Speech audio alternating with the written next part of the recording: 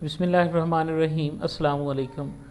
Dear students, मैं हूं professor Habibullah कमर theiteducation.com के प्लेटफॉर्म से। तो मैं आपके लिए जो है ना वो एक एंट्री टेस्ट की गाइडलाइन वीडियो लेकर हाज़िर हुआ हूं।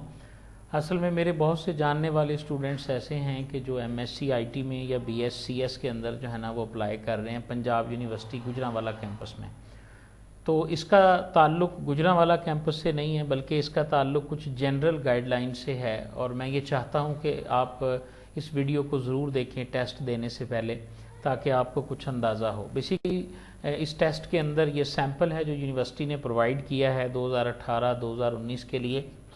इसमें 3 किस्म के क्वेश्चंस होंगे जी। एनालिटिक क्वेश्चंस होंगे, लैंग्वेज और क्वांटिटेटिव होंगे। क्वांटिटेटिव में मैथ है। आप इसकी तैयारी इसकी कुछ नहीं है, आपने इसकी प्रैक्टिस करनी है। प्रैक्टिस करने के लिए आप कोई ऑनलाइन PDF फाइल डाउनलोड कर लें जिसमें एनालिटिक्स से रिलेटेड क्वेश्चंस हों, लैंग्वेज कॉम्प्रीहेंशन से रिलेटेड क्वेश्चन हों या क्वांटिटेटिव से हों।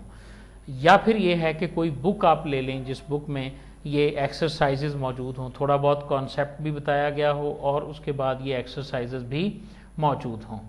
ठीक है जी। अब उसके मुताबिक आपने सिर्फ अपनी प्रैक्टिस करनी है इन सवालों की। ये देखें, मेरी बात सुने, ये ऐसे टॉपिक्स हैं इनमें आपको 2 या 3 दिन के अंदर कोई बंदा मास्टर नहीं कर सकता।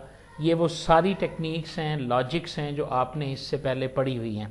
अगर आप सैम्पल को देखें तो इसमें एनालिटिकल रीजनिंग के कुछ क्वेश्चंस हैं। ये क्वांटिटेटिव, आप बताएं भला ये हम में से कौन है जिसको नहीं आता। If 10% is deducted from a bill, ₹585 remains to be paid, how much it will be the bill. अब यानी हमने ये बताना है कि किसी बंदे की वो कौन सी रकम है जिसमें से 10% निकालें तो 585 रह जाता है। यानी एक्चुअली हमने इसको ऐसे बताना है। ठीक है। इसी तरह अगला क्वेश्चन देखें जी। यहाँ पे आपने सिनोनिम बताने हैं, यहाँ पे आपने एंटोनिम बता रहे हैं, यहाँ आप करेक्ट यूज़ ऑफ वर्ब बता रहे हैं। तो ये सारी चीज़ें अब 1 दिन में, 2 दिन में, 3 दिन में कोई नहीं आपको सिखा सकता। अगर आपको रूल्स ऑफ लैंग्वेज आते हैं, आपकी वोकैबुलरी अच्छी है, तो आप इनको अटैम्प्ट कर सकते हैं। इस वीडियो को बनाने का मकसद सिर्फ आपको इस टेस्ट के फॉर्मेट से आगाह करना और आपको ये हेल्प करना कि आप थोड़ी बहुत प्रेपरेशन जो है वो इसके बारे में कैसे कर सकते हैं। लॉजिकल रीजनिंग के क्वेश्चंस हैं। इस तरह एक सिनेरियो दिया होगा और उस सिनेरियो से रिलेटेड 2 या 3 सवाल होंगे। जैसे इस सिनेरियो के रिलेटेड ये 2 सवाल हैं और इस सिनेरियो से रिलेटेड ये 2 भी हैं और इससे ज़्यादा भी हो सकते हैं। आगे इसी तरह इधर आ जाएं। 5 persons are sitting in a line में बैठे हैं। 1 of 2 persons at the forest end, 2 जो हैं वो एक दूसरे से दूर हैं। Is sharp and the other one is fair, वो दोनों थोड़े से पतले हैं, दूसरे थोड़े से बराबर हैं। An overweight person is sitting to the right of the feeble person, एक वजनी आदमी जो है वो बैठा हुआ है। टाल person is the left of the fair person, वो उसके लेफ्ट पे है। फीबल पर्सन जो है वो सिटिंग बिटवीन द शार्प। इस तरह आपको इस प्रॉब्लम को ड्रॉ करके इसका सोल्यूशन बनाना होगा, एक तरतीब बनानी होगी और आपने काइंडली इसको जो है ना वो प्रॉपरली सॉल्व करना है। अगर नेगेटिव मार्किंग हो तो बिल्कुल ना करें। अगर पॉजिटिव आपको पता है कि जी मैं इसको सॉल्व कर सकता हूँ, तो सबसे जो मुझे अच्छी तरह याद है, जब मैंने अपना MPhil के लिए टेस्ट दिया ना, तो मैंने मैथ का पोर्शन पहले किया, लैंग्वेज का पोर्शन पहले किया, सबसे लास्ट पे फिर मैं एनालिटिक रीजनिंग की तरफ आया। मेरे पास एम्पल टाइम था, मैंने उस सारे प्रॉब्लम्स को ड्रॉ किया। ड्रॉ करने में मुझे 10 से 20 मिनट लगे, लेकिन उसके बाद फिर सिंपल टिक होते गए। तो इस टेक्निक के मुताबिक आप इस प्रॉब्लम्स को भी सॉल्व कीजिएगा। मज़ीद इसकी एग्जांपल्स आप यूट्यूब से देख सकते हैं, इसकी बुक्स में से इसकी एग्जांपल्स जो हैं वो आपको मिल सकती हैं। ऐसे इस तरह के सवाल आएंगे ही आएंगे। उसके बाद बात कर लेते हैं मैथमेटिकल की। मैथमेटिकल में ratios, date calculation, proportion, basic algebra, basic shape, series and sequences, इस किस्म के क्वेश्चन जो हैं वो आपको आएंगे।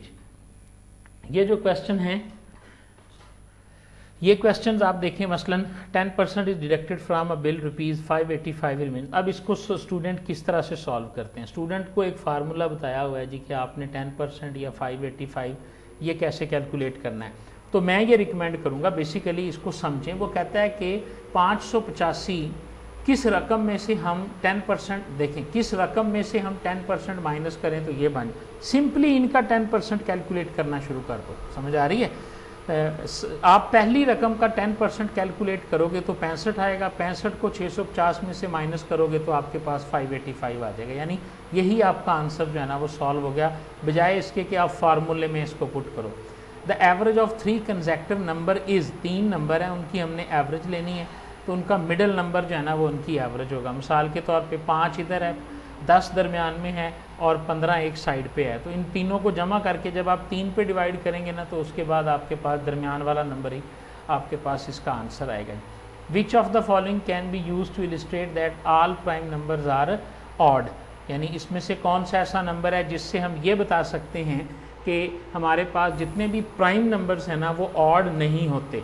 तो चूंकि 2 भी एक प्राइम नंबर है, 1 भी एक प्राइम नंबर है, 2 है, उसके बाद 3 है, 3 के बाद 5 है, तो इसका मतलब है कि 2 एक वाहिद नंबर है कि जो किसी के अंदर भी प्राइम नंबर के तौर पे इस्तेमाल होता है। तो ये इस तरह से के क्वेश्चन। आगे आप देखें, मैंने ये एक सैम्पल लिया, 34 इज़ व्हाट परसेंट ऑफ 80, 80 का जो है ना वो 34 क्या है। अब इसको सॉल्व करने का हमारे पास तरीका क्या है, यानी हमने बताना है कि 80 का कितने परसेंट लें तो 34 आता है। सिंपली आप 80 को मल्टीप्लाई करें 34 से, 34% से, ठीक है जी, और जो जवाब आता है उसको 80 में से माइनस कर दें, फिर 80 का परसेंटेज 40 करें, जो जवाब आता है उसको इसमें से माइनस कर दें। थोड़ी सी सेंस यूज़ करनी है आपने कि 80 और 34 ये क्लोज हैं, यानी 40 के क्लोज हैं, तो उसका मतलब है ये इन दोनों में से कोई ना कोई आंसर इसका होगा। 42.5 या 50 प्लस नहीं हो सकते क्योंकि ये 40 से कम है। बस ये इस वीडियो को बनाने का मकसद आपके पास इस तरह की ट्रिकी कैलकुलेशंस हैं जो आपको समझानी है कि ये 80, अगर मैं आपकी जगह हूँ तो मैं सिंपली इन दोनों को चेक करूँगा। मुझे पता है कि फीस का 50% 40 से ज़्यादा होगा और इसका ये 34 चूँकि 50% के करीब है, तो मैं इन तीनों को ट्राई आउट करूँगा और इससे मैं इसको सॉल्व कर लूँगा, ठीक है जी।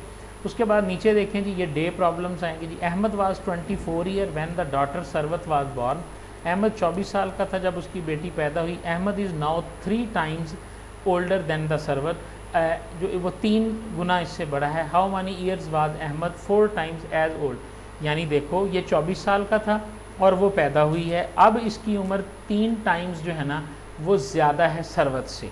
सिंपली 24 को मल्टीप्लाई करें 3 के साथ, ठीक है जी, 24 को मल्टीप्लाई करेंगे 3 के साथ, इज़ एज सरवत, तो उसकी वैल्यूज़ आपके पास आ जाएंगे। यानी ये 24 है और ये 1 है, तो 24 को जब आप 1 से रेशो है तो 24 को 3 से मल्टीप्लाई करेंगे तो उसके बाद उसकी रेशो कितनी बन जाएगी कि वो 3 साल की होगी और ये जो है वो 24 और 24 48 और 72 साल का होगा, ठीक हो गया।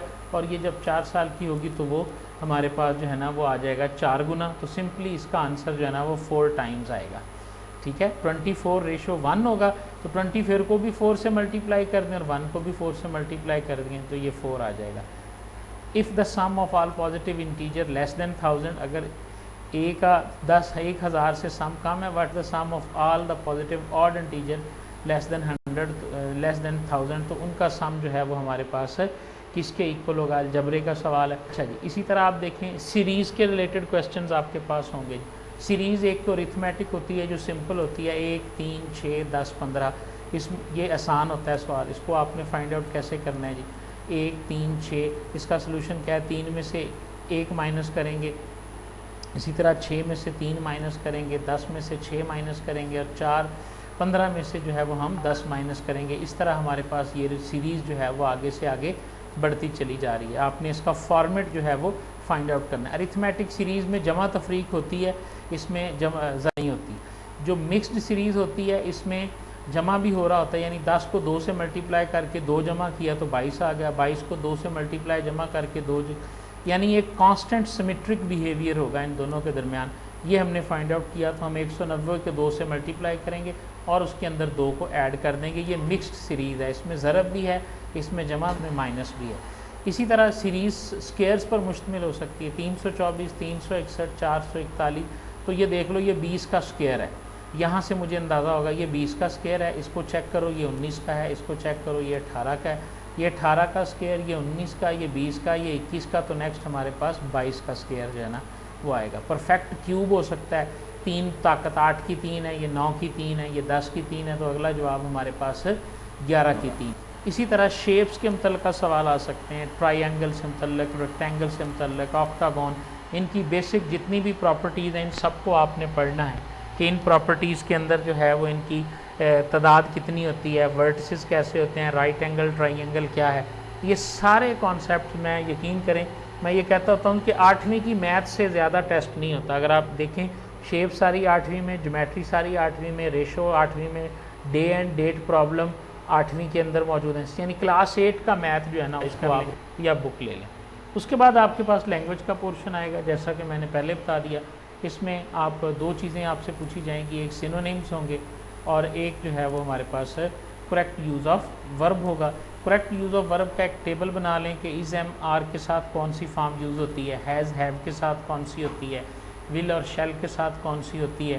तो इस तरह का एक टेबल बना लें, जैसे हैज़ हैव हैड जहाँ भी आएगा थर्ड फॉर्म लगेगी, इज़ एम आर जहाँ आएगा वहाँ ING वाली फॉर्म लगेगी या फिर थर्ड फॉर्म लगेगी। अगर वो पैसिव है तो थर्ड लगेगी, और अगर वो पैसिव नहीं है, कॉन्टीन्यूस है, तो फिर इंग वाली फॉर्म यानी ING वाली लगेगी।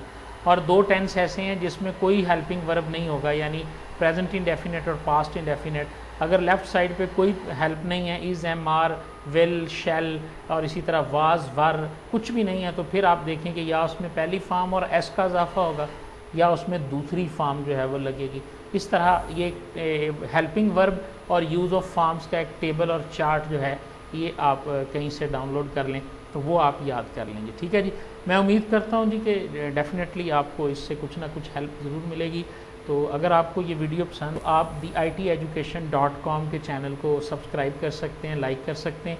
इसके ऊपर प्रोग्रामिंग से रिलेटेड, कंप्यूटर साइंस से रिलेटेड बहुत अच्छी अच्छी वीडियोस जो हैं वो हैं, यानी कि पूरे ट्यूटोरियल्स मैंने बना के प्रोग्रामिंग के हवाले से इतने आसान लैंग्वेज में आपको प्रोग्रामिंग सिखाई हुई है जो फ्यूचर में भी आपके काम आ सकती है। Thank you very much. अल्लाह हाफ़िज़।